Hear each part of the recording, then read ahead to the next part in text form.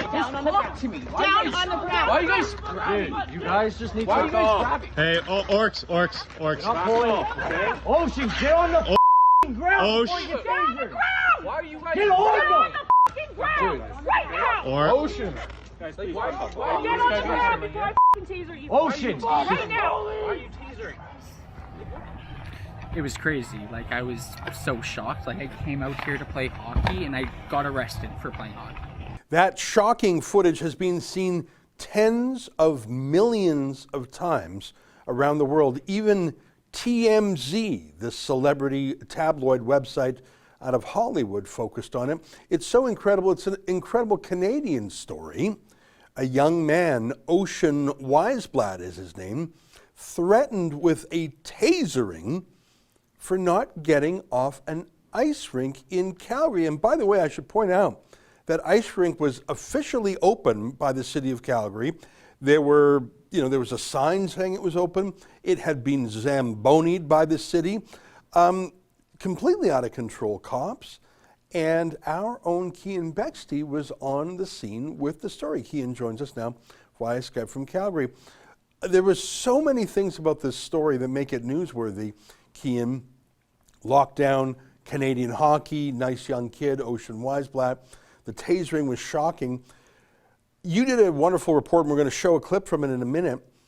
But what is so surprising and disappointing to me is how most of the mainstream media has cheered for the tasering cops here. In fact, they don't even mention the tasering because that looks too bad. They're cheering for the cops against the kid. That's weird to me. Yeah, it's really strange, and part of their coverage was what was so strange of it was that their coverage neglected to even mention that the kid had the crap beaten out of him, right? Like, he was kneed in the gut, he was kneed in the groin, on the hip, and then they pulled out a taser when these two incompetent police officers couldn't bring this kid to the ground. They resorted to, tasers can kill people. They resorted to what could have been lethal force, especially on the ice, because they couldn't do their job. And the media didn't mention that. They just mentioned that, there's this kid who's not following the rules and we all got to be locked down right now because, staying home saves lives. But, the police are the ones that are really putting lives in danger. There are some police rules of engagement. One of them involves high-speed chases, for example. It's sort of a rule of thumb that police very rarely engage in high-speed chases because the risks are simply too high. Other examples are to de-escalate situations. These two cops screaming at him, swearing at him, drawing a taser when he's just saying, what did I do wrong? What's the rule? Those police showed they don't have emotional self-control. And when you've got someone with a taser and a real gun in their other holster, not to have emotional control of themselves, to go so crazy on a kid just who's standing on an ice rink, I think that's what's shocking. I mean, yeah, kicking the kid, cutting his skates off his feet. I've never heard of anything so weird. Throwing him in the back of a police car, that's all weird and crazy. But the fact that we don't yet even know the names of these officers, that they're still presumably on the force, that is actually the shocking story of the day.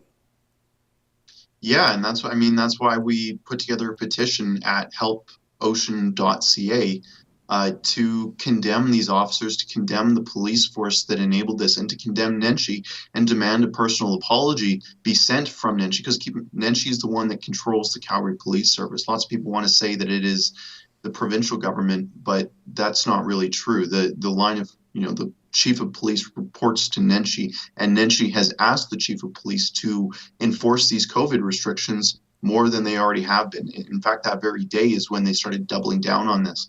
So Nenshi needs to apologize. The police need to fire these two officers because, not only did they act horrendously in that situation, but when is the next time they can't take down someone who's actually a threat to the community, to Calgary? What happens if, it's someone with a gun and they're wrestling over a gun? These two incompetent officers wouldn't be able to deal with an actual criminal if they saw one. Yeah, I couldn't help but chuckle. He's just a hockey player saying, what's going on, what's going on? And they're both, it's like play fighting with him. They couldn't tip him over. They were kicking him. They were like, it was sort of embarrassing. He's just sort of, what's going on? What's going on?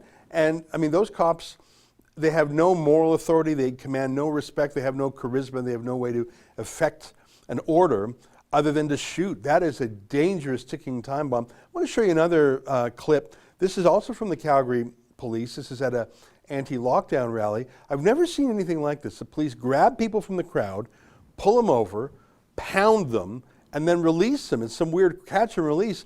This looks more like something from Moscow than Calgary. Take a look at this just for a second.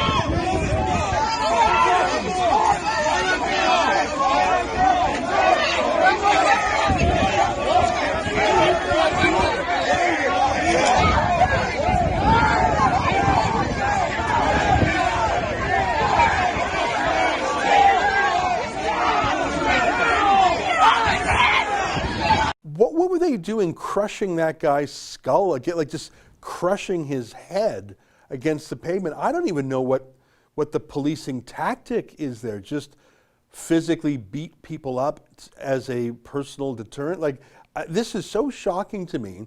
But I suppose I'm a former Calgarian. I suppose it shouldn't be shocking to me anymore because that city has fallen so far. I think, you mentioned the province, I think there comes a point where KC Madu, the Attorney General, has to take charge of the police because they're being abusive. I think they're being a bit brutal. I think they're dangerous. And I think the problem starts at the chief level. I'm not a fan of premiers coming in and meddling with local affairs. But seriously, if they keep this up, it's just gone too far. Give me a quick word on that other beating video, and then I want to play a clip from your interview with Ocean Wiesblatt in a second. Yeah, I've been in that very location where that took place, and I interview people there very frequently.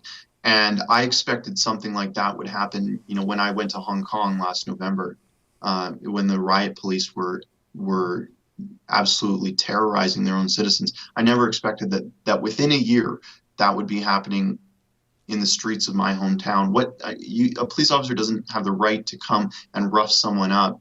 I mean, they barely have that right when they're arresting someone. They don't have that right when they're not arresting someone. You don't just beat the hell out of someone and say, all right, you learned your lesson, get on with it. That's not how our justice system works. That's not how law enforcement works. That officer should be ashamed of himself. That's an excerpt from my daily show, the Ezra Levant Show. Every day I do a monologue on the news of the day, then I interview an interesting guest, and then I read my hate mail. You gotta subscribe. Go to rebelnews.com.